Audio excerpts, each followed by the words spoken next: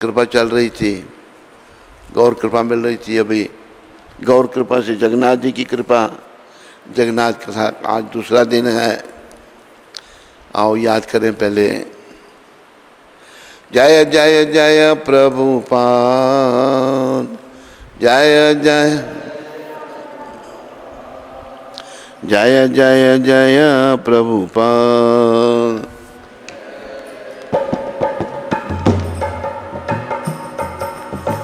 जय जय श्री कृष्ण चैतन्य नित्यानंदा,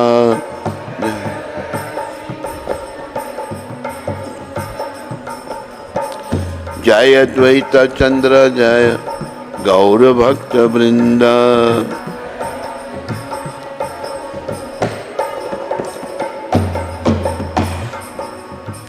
जय जगन्नाथ जय जगन्नाथ, दीन बंधु जय जगन्नाथ।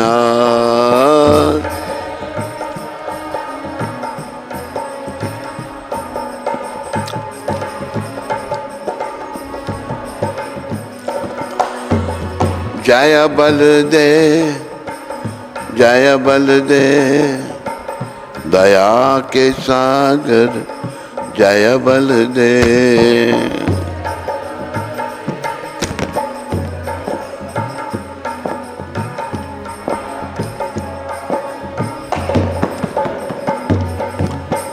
जय सुभद्रा जय सुभद्रा, करुणामयी जय सुभद्रा।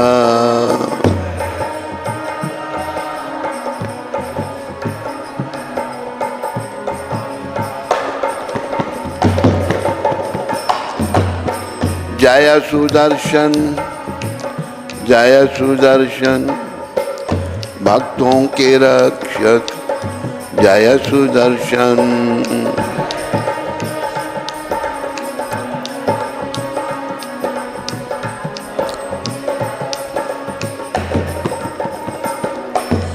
बोलो जगन्नाथ बलदेव सुभद्रा माता सुदर्शन चक्र जी महाराज की।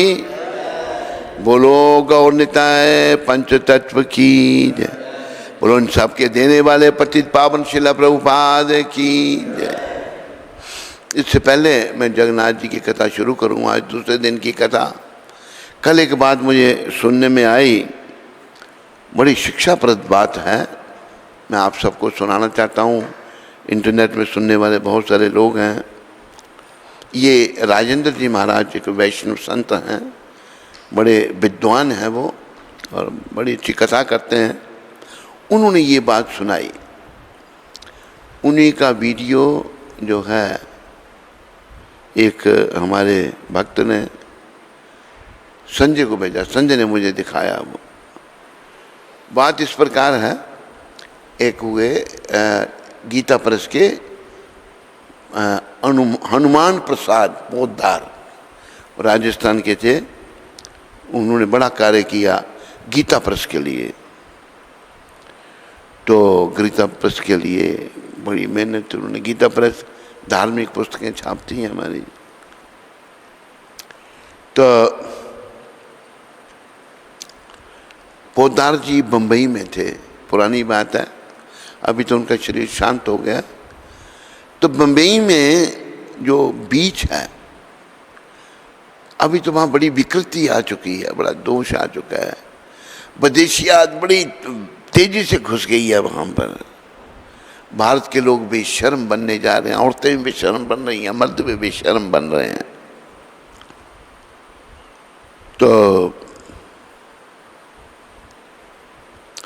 पोद्दार जी महाराज समुद्र के किनारे जप करने जाते थे। भाई हनुमान प्रसाद जी, भाई जी कहते थे उनको। तो जाके बैठ के जप करना उन्होंने वहाँ पर। समुद्र का किनारा अच्छा होता है, बड़ा शांत वातावरण। तो उन्होंने देखा कि उनके सामने एक आदमी सफ़ेद वस्त्र वाला बैठ गया। दूसरे दिन गए, फिर भी बैठ गया, फिर आके बैठा। तीसरे दिन फिर 4 दिन, 3-4 दिन तक वो बैठता रहा।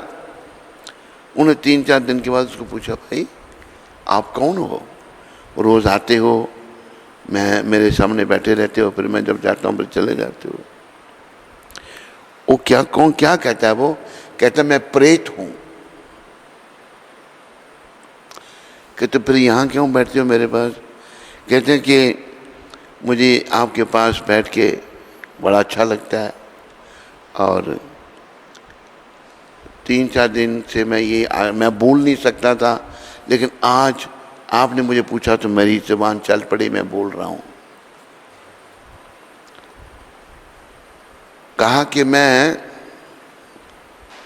पारसी परिवार से हूँ। बहुत सारे पारसी बम्बई में रहते हैं, पर्शिया के लोग। टाटा भी जो है वो पारसी है, जो बड़ा धनवान व्यक्ति है। बोला कि मैं पारसी हूँ, तो मैं बड़ा दुखी हूँ, इस प्रेत योनि में आ गया हूँ, मुझे प्रेत योनि से मुक्त करो। कहते क्या क्या चाहते हैं आप?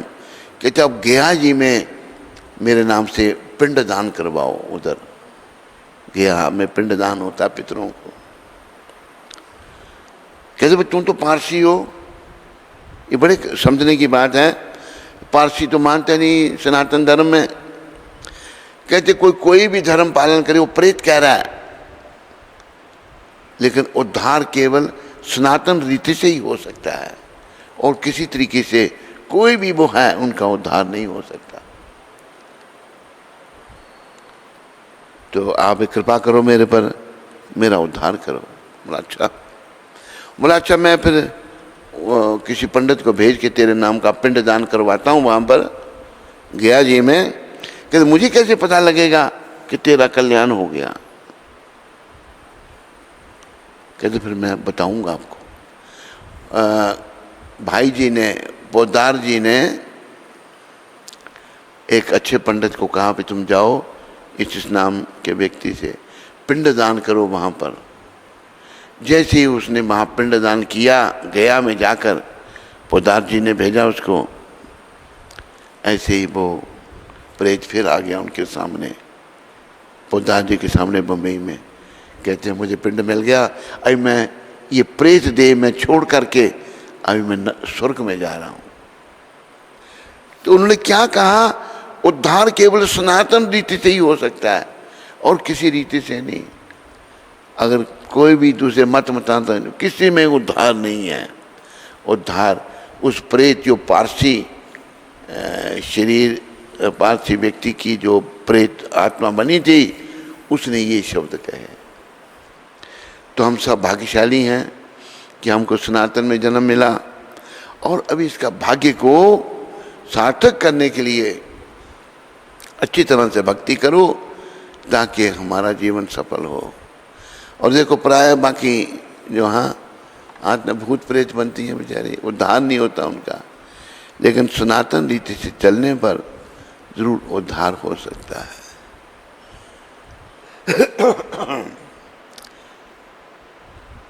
तो आज दूसरे दिन की कथा, उड़ीसा की महिमा। उड़ीसा को उत्कल के नाम से भी जाना जाता है। यह ऋषिकुल एवं महानदी के बीच में स्थित है। ऋषिकुल्य एवं महानदी के बीच में स्थित है। पहले यह उद्र देश के नाम से जाना जाता था। स्कंद पुराण में उत्कल की महिमा का विस्तार पूर्वक वर्णन किया गया है। दक्षिणी समुद्र के तट पर बसा उत्कल भगवत कृपा से पापियों को भी पवित्र करने वाला है। इस राज्य में सर्वत्र अनेक मंदिर एवं तीर्थ स्थान हैं। उत्कल में निवास करने वाले मनुष्य सदाचार व सद्व्यवहार के अद्वितीय उदाहरण हैं। वहाँ पर ब्राह्मण सदैव धर्म ग्रंथों के अध्ययन एवं यज्ञों के आयोजनों में व्यस्त रहते हैं। सृष्टि के प्रारंभ में यज्ञ एवं वेदों के अध्ययन का कार्य उत्कल में ही प्रारंभ हुआ। यह राज्य 18 प्रकार के ज्ञानों के सागर के रूप में भी जाना जाता है। भगवान नारायण के आदेशानुसार लक्ष्मी देवी उड़ीसा के प्रत्येक सदन में निवास करती हैं और उड़ीसा का कि ना पुरुषोत्तम क्षेत्र भी है। उसका महात्म युगों पूर्व एक वन में महान ऋषि मुनियों की एक सभा बैठी। एक मत से सभी ने जैमिनी ऋषि को सभा का प्रमुख वक्ता स्वीकार किया, क्योंकि उन्होंने शास्त्रों का विशद ज्ञान तथा गहन आध्यात्मिक अनुभव प्राप्त था। अपनी चर्चा में जैमिनी ऋषि ने विस्तार पूर्वक बताया कि इस पृथ्वीलोक पर पुरुषोत्तम क्षेत्र भगवान का निवास स्थल है। यहाँ भगवान विष्णु काष्ठ लकड़ी दारू निर्मित मूर्ति में साक्षात वास करते हैं। भगवान की जो मूर्ति है दारू ब्रह्म काष्ठ से बनी हुई है, साक्षात भगवान उसमें वास करते हैं। उन्हें दारू ब्रह्म के रूप में दारू ब्रह्म के नाम से भी जाना जाता है। उन्होंने घोषणा की कि इस दिव्य स्थली के दर्शन की मात्र इच्छा रखने वाला व्यक्ति भी अतीत के समस्त पापों से मुक्त हो जाएगा। पहले जो पाप किए, इच्छा में मुझे दर्शन करने हैं जगन्नाथपुर के, सारे पापों से मुक्त हो जाएगा। तो फिर वहाँ की यात्रा करने वाले व्यक्ति के बारे में क्या कहा जाए। जो भी मनुष्य पुरुषोत्तम क्षेत्र जाता है उसे समस्त पावन तीर्थ स्थानों की यात्रा का फल मिलता है। भगवान जगन्नाथ का अस्तित्व प्रत्येक स्थान पर है। वे सर्वव्यापी हैं, तो भी वे पुरुषोत्तम क्षेत्र में अपने साक्षात स्वरूप से विद्यमान हैं। यही उनका वास्तविक स्वरूप भी है। यह धाम उन्हें इतना प्रिय है कि उन्होंने इसका नामकरण अपने स्वयं के नाम पुरुषोत्तम पर किया है। पुरुषोत्तम क्षेत्र, पुरुषोत्तम नाम भगवान का है। यह क्षेत्र 10 योजन 120 किलोमीटर व्यास में विस्तृत है। व्यास में विस्तृत है, ये क्या लिखा है?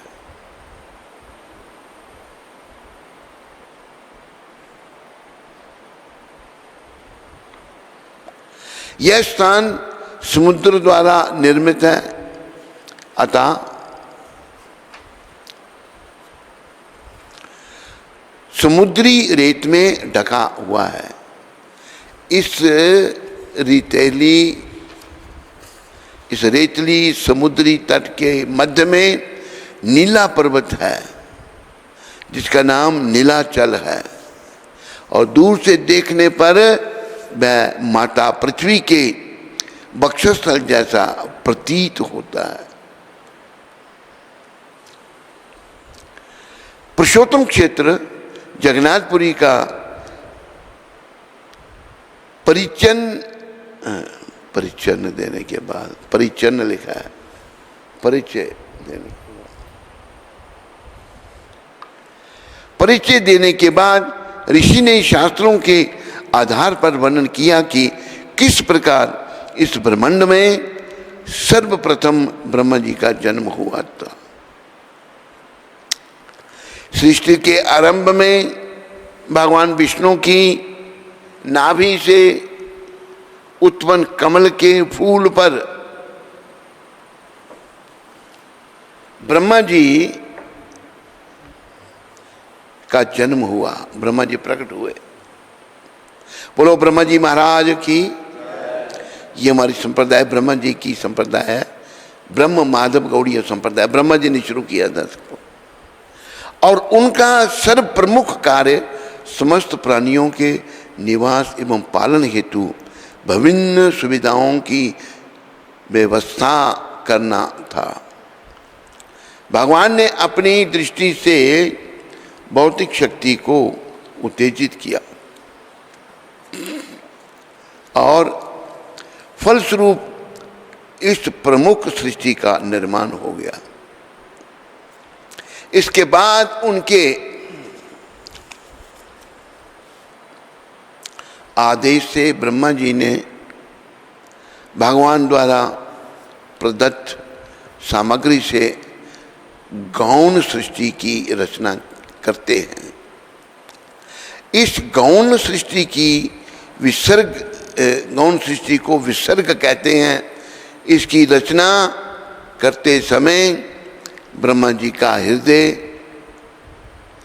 पीड़ित जीवों के प्रति करुणा से भर उठा। वे जानते थे कि भौतिक जगत जन्म भोगने को एक स्थान है। यह जानते हुए कि यहाँ बद्ध जीवों को अनगिनत दुख भोगने पड़ेंगे,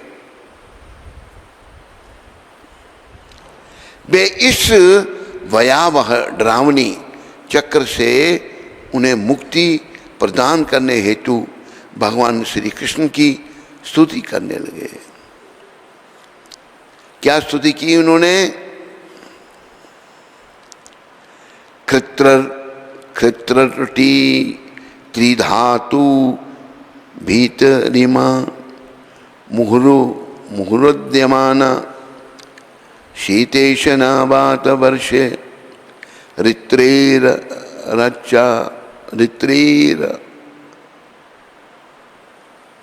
त्रच कामाग्नि नाच्युत्य तरुषा चा सुदूर वरेन संवयशितो मन उरुक्रम सिद्धते में।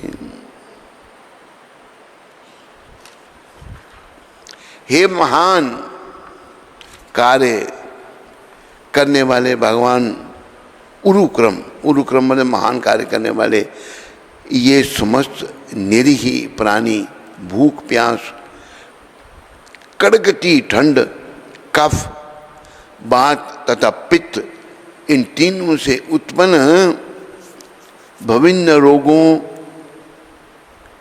चिलचिलाती गर्मी बारिश और अनेक पीड़ाओं से पीड़ित रहते हैं। साथ ही ये प्रचंड कामाग्नि और अंतहीन क्रोध से भरे रहते हैं। ये लोगों की भावना यहाँ बताई है, कैसे लोग हैं कलयुग के। साथ ही ये प्रचंड कामाग्नि काम विकार से लोग जल रहे हैं और अंतहीन क्रोध से भरे रहते हैं। काम से क्रोध उत्पन्न होता है, उससे भरे रहते हैं। मुझे इन पर दया आती है और इन्हें देखकर मुझे दुख होता है। भगवान विष्णु ब्रह्मा जी की प्रार्थनाओं से, देखो ब्रह्मा जी ने कितनी सुंदर प्रार्थना की, उनकी प्रार्थनाओं से अतिशय प्रसन्न हुए और अपने वाहन पक्षीराज गरुड़ के कंधों पर आरूढ़ हो उनके ही सन्मुख प्रकट हो गए।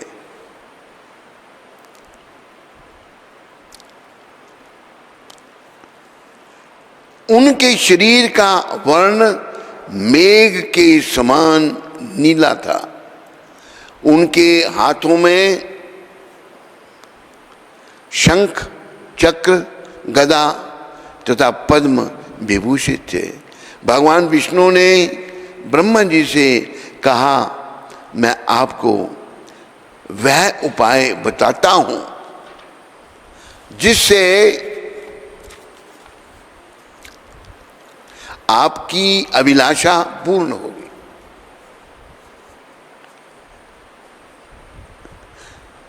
समुद्र के उत्तर दिशा में तथा महानदी के दक्षिण दिशा में एक स्थान है, इसे उत्कल देश कहते हैं।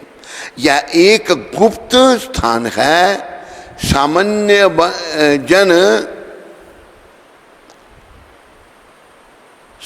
आम लोग जो हैं इस स्थान के विषय में कुछ नहीं जानते, लोगों को पता नहीं है इसके बारे में।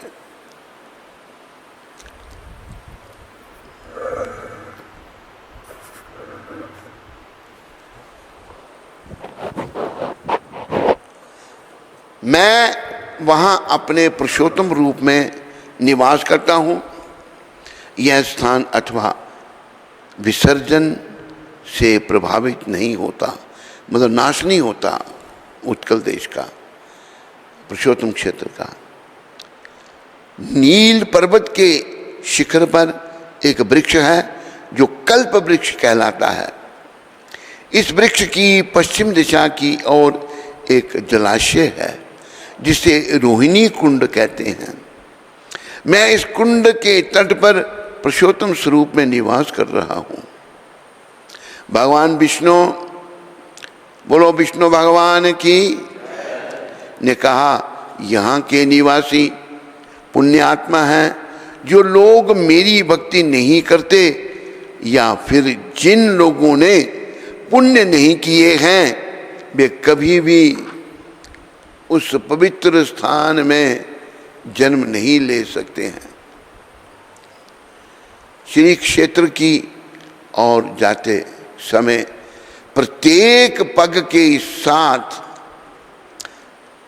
व्यक्ति का पुण्य बढ़ता जाता है। मेरा पुरुषोत्तम क्षेत्र कभी भी सृष्टि या संहार से प्रभावित नहीं होता। जो भी मनुष्य यहाँ आकर मेरे दर्शन करेगा वह निस्संदेह मोक्ष को प्राप्त होता है। बोलो पुरुषोत्तम भगवान की, बोलो पुरुषोत्तम क्षेत्र की। भगवान आगे बोले, अरे ब्रह्मा जी, आपको वहाँ जाकर मेरा ध्यान करना चाहिए। पुरुषोत्तम क्षेत्र की समस्त महिमा तथा सौंदर्य स्वयं में आपके समक्ष प्रकट हो जाएगा। वह स्थान वैदिक साहित्य के नीचे छुपा हुआ है।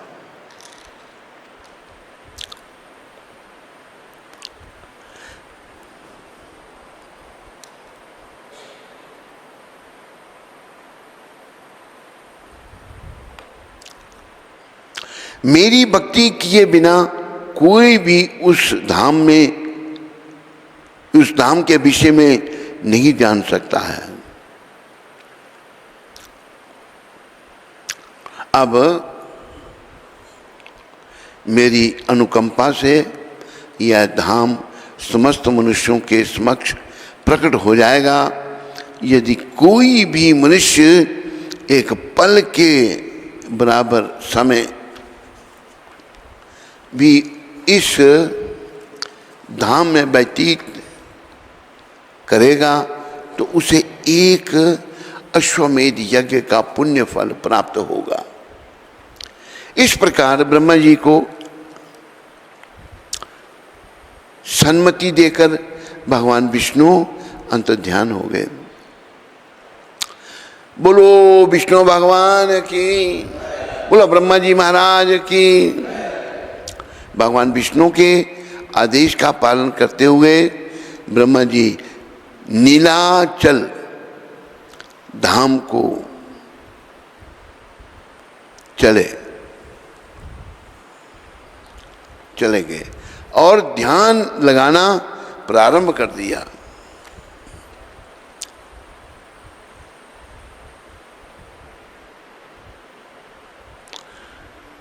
गोविंद हरि गोपाल हरि गोविंद, जय जय प्रभु जय जय प्रभु दीन दयाल हरि, जय जय प्रभु दीन दया गोविंद हरे गोपाल हरे।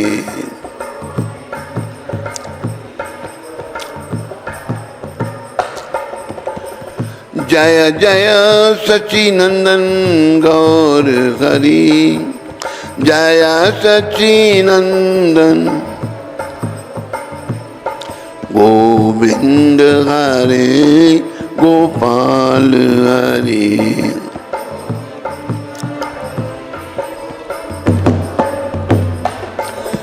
तुम तीन लोक के स्वामी हो, तुम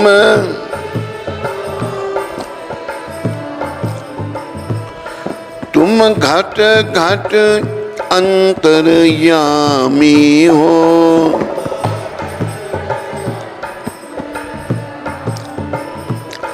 है जग में तुमसे कौन परे है, गोविंद हरे गोपाल हरे गो।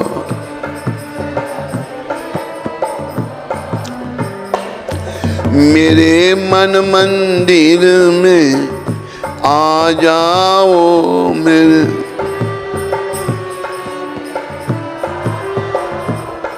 मेरे मन मंदिर में आ जाओ।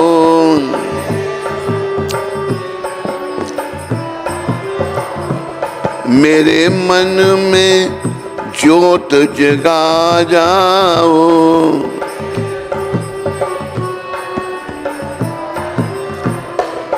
हम आन पड़े हैं द्वार तेरे, हम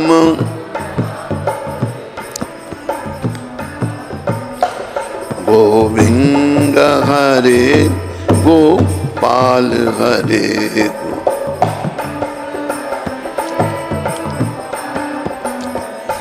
माया में फंस कर भूल गए,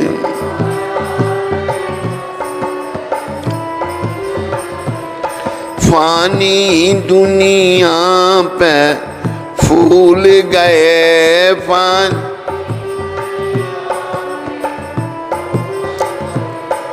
ताके कारण भव कूप गिरे ता।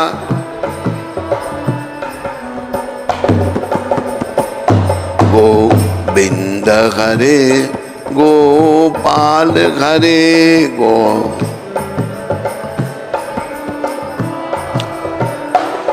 जय जय प्रभु दीन दयाल हरे।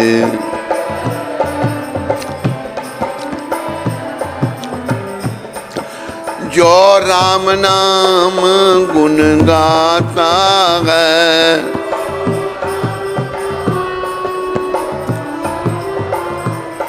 जो कृष्ण नाम गुण गाता है,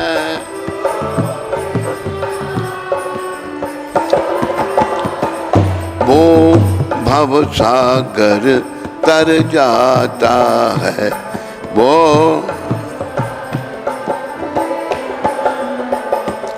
नहीं जन्म मरण के फेरे पड़े नहीं,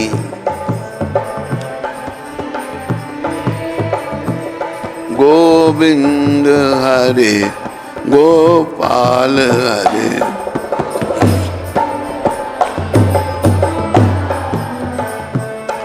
रावण से कई बलवान हुए,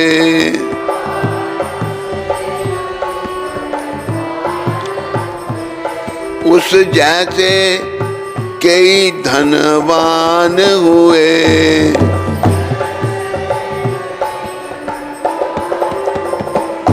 एक दिन वो मरघट बीच जले, एक दिन गोविंद हरे गोपाल हरे गो।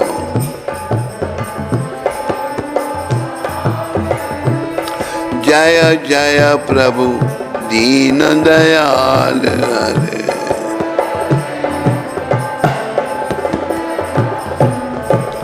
बोलो राधा गोविंद भगवान की। नीलाद्रि अथवा जगन्नाथपुरी पहुंचकर ब्रह्मा जी ने श्री लक्ष्मी देवी सहित भगवान नील माधव विष्णु के चतुर्भुज रूप का दर्शन किया। उस तीर्थ के रमणीय वातावरण का सुख लेते समय ब्रह्मा जी का ध्यान अपने सिर के ऊपर से उड़कर जाते हुए एक कौवे पर गिरा, कौवे पर गया।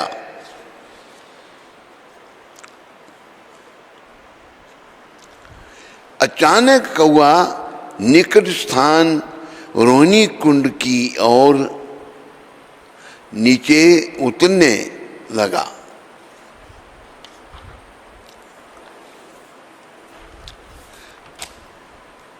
कुंड के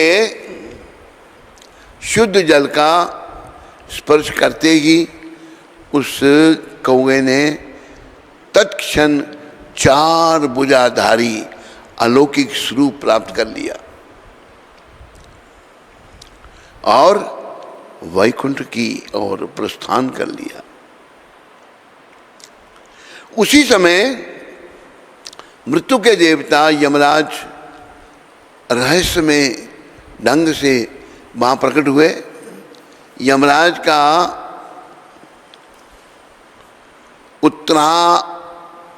उत्तरदायित्व सभी पापी जीवों को उनके कर्मानुसार दंड देना है। वह यह देखकर अत्यंत चिंतित हुए कि यदि एक निकृष्ट पक्षी को रोहिणी कुंड के स्पर्श मात्र से वैकुंठ प्राप्त हो जाएगा तो फिर उनके कार्य का काम क्या होगा।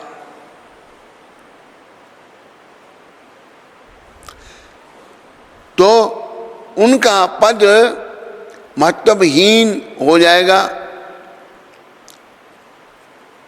उन्होंने यहाँ भगवान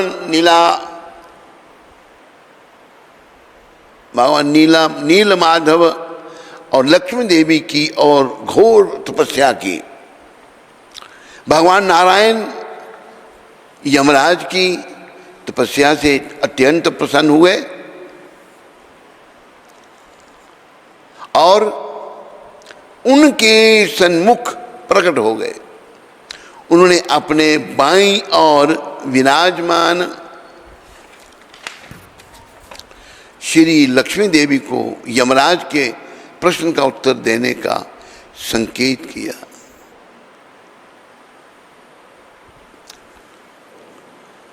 श्री लक्ष्मी देवी ने करुणा में स्वर में कहा, हे सूर्य नंदन यमराज,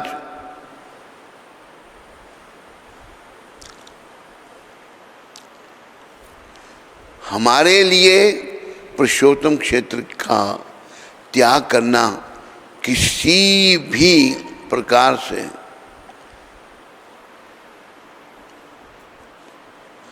संभव नहीं है। हम पुरुषोत्तम क्षेत्र नहीं छोड़ सकते। ये यमदेव इस स्थान पर आपका या किसी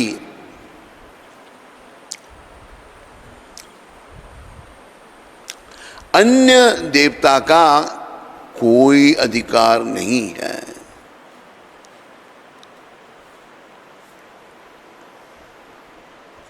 यहां तक यह स्थान पर रहने वाले लोग भगवान विष्णु को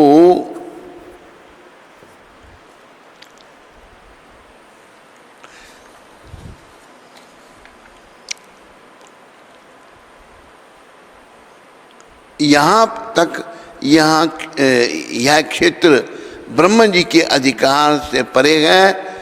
इस स्थान पर रहने वाले लोग भगवान विष्णु को अत्यंत प्रिय हैं।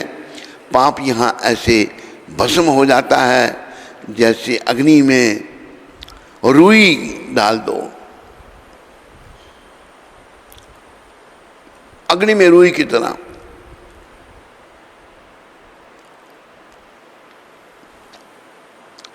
जैसे अग्नि में रुई आपके दायित्व का संबंध उन जीवधारियों से है जो पाप पुण्य के बंधन में जकड़े हुए हैं। इस समय इस धाम में रहने वाले लोग केवल भगवान नील माधव के सुंदर रूप धारण, सुंदर रूप का दर्शन करके समस्त पापों से मुक्त हो जाते हैं। इसलिए हे सूर्य पुत्र, यह स्थान आपके लिए उत्तरदायित्व क्षेत्र की सीमाओं से बाहर आता है। यह निर्देश सुनकर यमराज ने उत्तर दिया, हे माता लक्ष्मी, यदि मैंने कोई अनुचित कार्य किया तो कृपया मुझे क्षमा कर दें। यमराज ने विनम्रता पूर्वक कहा, परम पूज्य देवी, जो कुछ आपने कहा है मैं स्वीकार करता हूँ कि यह सत्य है, वही है, तथा उन्हीं प्राणियों की बंधनों से जकड़ते हैं।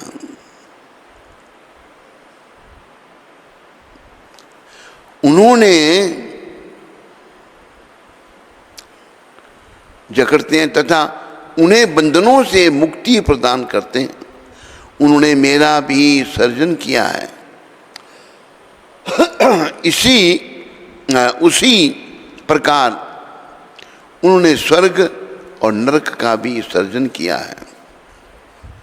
यदि उनकी इच्छा है कि यहाँ पर मृत्यु को प्राप्त होने वाला प्रत्येक प्राणी मोक्ष प्राप्त करे, तो फिर प्रभु की इच्छा ही अंतिम चीज है।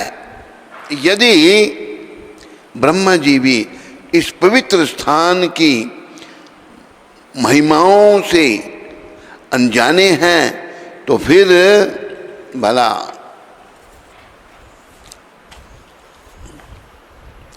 मैं कैसे जान सकता हूँ। कृपया मुझे इस धाम पर निवास की महिमा को विस्तार से समझाइए। कृपया करके मुझे इस पवित्र स्थान के बारे में विस्तार में बताइए। यहाँ कितने तीर्थ स्थान हैं, उनमें निवास करने के क्या परिणाम होते हैं, कृपया करके मुझे बताइए कि क्या संपूर्ण सृष्टि में इस जैसे कोई अन्य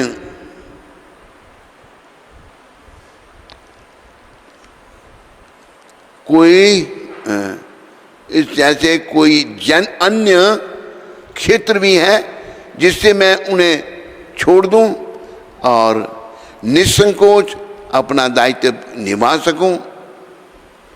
मार्कंडेय ऋषि का विचित्र अनुभव। बोलो मार्कंडेय ऋषि जी महाराज की।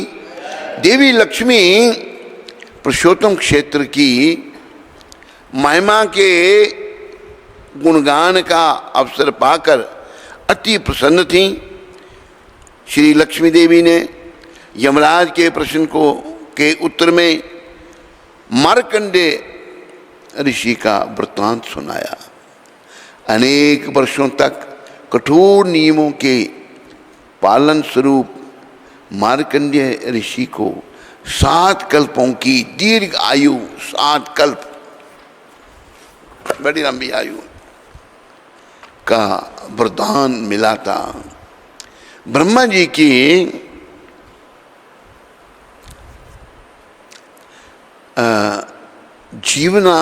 जीवनादि में एक दिन की 1 कल्प कहते हैं। ब्रह्मा जी इस ब्रह्मांड के उच्च लोकों में स्थित सुमेरु पर्वत के शिखर पर वास करते हैं, जहाँ समय की गणना पृथ्वी की गणना से भिन्न होती है। वैदिक शास्त्र बताते हैं कि इस ब्रह्मांड में 14 लोक हैं और प्रत्येक लोक में हजारों ग्रह विचरण करते हैं। किसी ग्रह की सूर्य के साथ विशिष्ट स्थिति उस ग्रह पर समय की गणना को निर्धारित करती है। ब्रह्मा जी के प्रत्येक दिन के समापन पर ब्रह्मांड में आंशिक प्रलय होती है। ब्रह्मा जी का एक दिन 4 युगों के 1000 चक्र के बराबर होता है।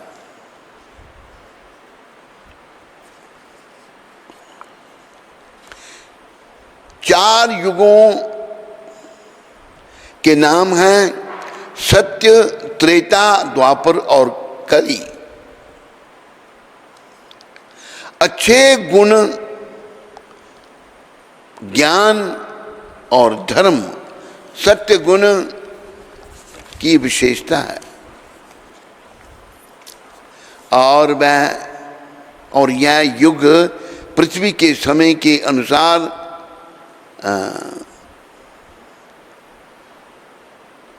17,28,000 वर्ष का होता है। त्रेता युग में बुराई का आरंभ हुआ। यह युग 12,66,000 वर्ष रहता है। द्वापर युग 8,64,000 वर्ष तक रहता है और इस युग में अच्छे गुणों में और अधिक कमी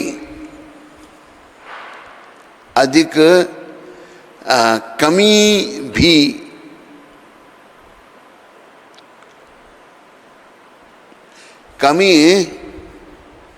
आ जाती है। अंत में कलयुग आता है। हम इस युग में पिछले 5,000 वर्ष से रह रहे हैं, जिसमें कलह, अज्ञान, अधर्म और अवगुण बहुत अधिक बढ़ जाते हैं। कलयुग का ये गुण है, बहुत बढ़ जाते हैं और मनुष्य प्रायः समाप्त हो जाते हैं।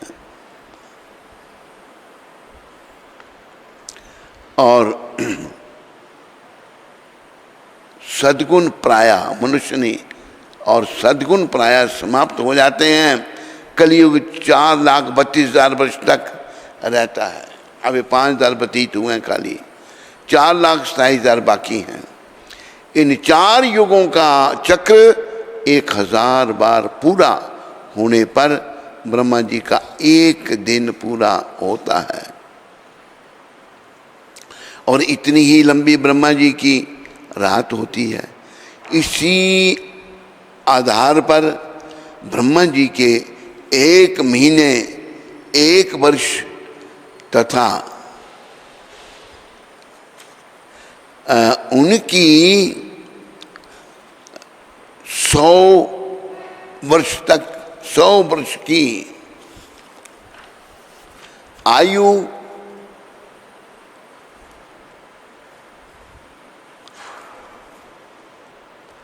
की गणना होती है। मैं 100 वर्ष धरती की गणना अनुसार लगभग 311 खरब 4 करोड़ के होते हैं। इतनी विज्ञान जीवनावधि को देखकर ऐसा लगता है कि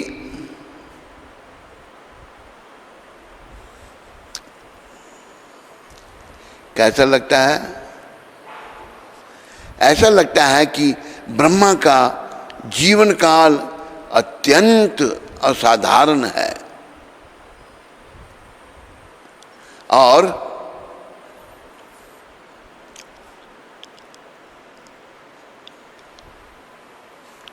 और क्या आगे अंतहीन है। परंतु आदि और अंतहीन काल के दृष्टिकोण से देखें तो अपनी विशाल अवधि भी बिजली की चमक जितनी छोटी और तुच्छ है, इतनी लंबी भी तुच्छ है। ब्रह्मा जी और उनकी सृष्टि भौतिक ब्रह्मांड का एक हिस्सा है। इसलिए वे निरंतर प्रवाहहीन,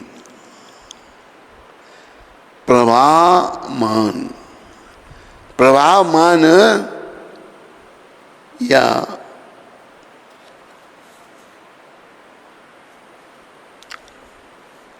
आते जाते रहते हैं। बोलो गौर राधा कृष्ण भगवान की जय, बोलो जगन्नाथ भगवान की जय।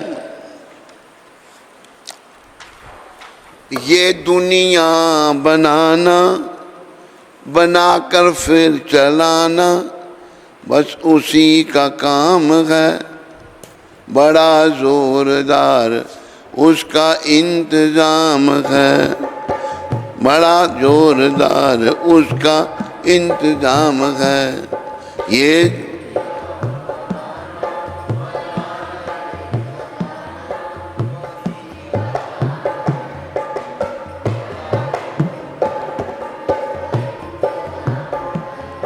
ओ बड़ा जबरदस्त उसका इंतजाम।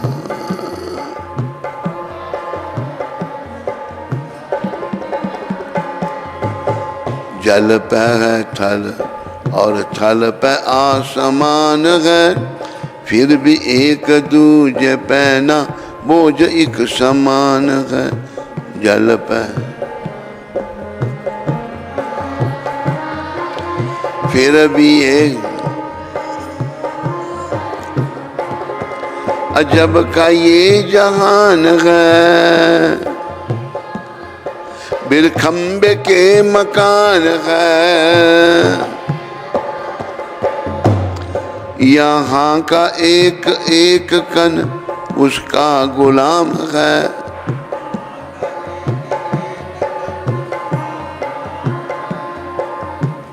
बड़ा जोरदार उसका इंतजाम है, बड़ा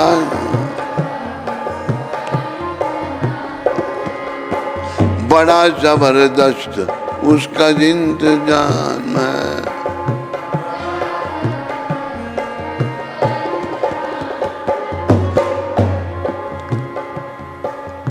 सूर्य चंद्र तारे अपने धर्म से न टल सके, इंसान की मजाल क्या जो उसका क्रम बदल सके।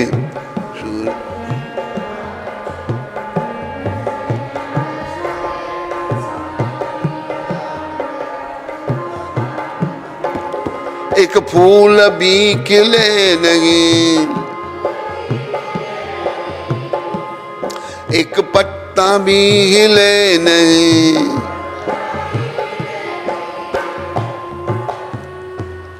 सारे जहान की उसके हाथ लगाम है, सारे जहां की उसके हाथ में लगाम है, बड़ा जोरदार उसका इंतजाम है, बड़ा जोरदार। ये दुनिया बनाना, बना के फिर चलाना, बस उसी का काम है, बड़ा जोरदार उसका इंतजाम है, बड़ा जोर। हरे कृष्ण कृष्ण कृष्ण हरे हरे, हरे राम राम राम हरे हरे।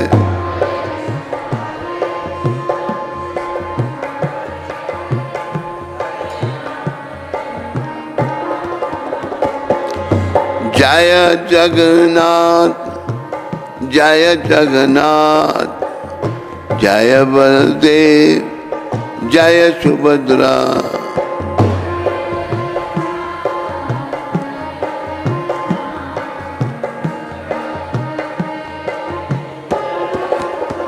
बोलो जगन्नाथ भगवान की, बोलो बलदेव भगवान की, बोलो सुभद्रा माता की, बोलो सुदर्शन चक्र जी महाराज की, बोलो उन सबके देने वाले पतित पावन श्रील प्रभुपाद की।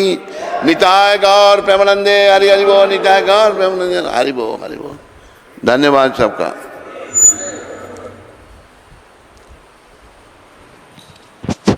दिनेश शर्मा जी, कटरा माता वैष्णो देवी यूनिवर्सिटी से। हरे कृष्ण महाराज जी, मेरा और मेरी पत्नी की तरफ से आपके चरणों में दंडवत प्रणाम। मेरा और मेरी पत्नी की तरफ से हाँ। गुरु महाराज जी, क्या एक पत्नी अपने पति को उसके नाम से हर समय पुकार सकती है? हमारे घर के बुजुर्ग इसे अशुभ मानते थे। उनका कहना है कि अपने पति को उसके नाम से बुलाने पर पति की आयु कम हो जाती है। क्या ऐसा सही है? कृपया करके मार्गदर्शन करें ताकि हम अपने बच्चों को सही शिक्षा दे सकें। पत्नी को पति को नाम से नहीं बुलाना चाहिए। आजकल बुलाते हैं, वो गलत है। जो हमारे बुजुर्ग कहते थे वो ठीक कहते थे।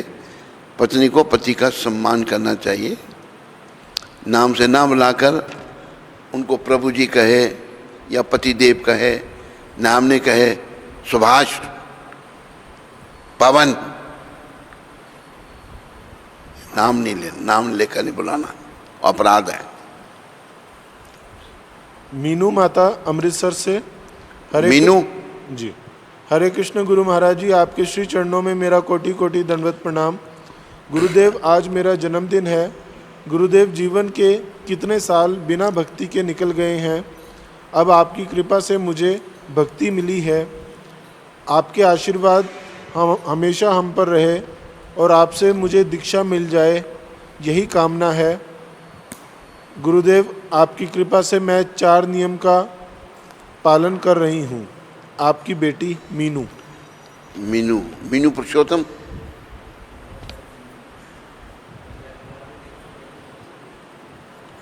ठीक है, मेरी शुभकामनाएं मीनू माता तुम्हारे साथ में है। भक्ति में आगे बढ़ो, जीवन सफल करो, शुभकामनाओं के साथ। शैली मोदी माता। शैली मोदी। शैली मोहनी मोदी। कहाँ से? बॉम्बे से। हरे कृष्ण महाराज जी, दंडवत प्रणाम। हम अपने आप को कैसे शुद्ध कर सकते हैं और अध्यात्म के मार्ग पर आगे कैसे बढ़ सकते हैं? भक्ति करने से, नाम जपने से, 4 नियमों का पालन करने से धीरे धीरे आप अपने आप को शुद्ध कर सकेंगे और भक्ति पथ में आगे बढ़ेंगे।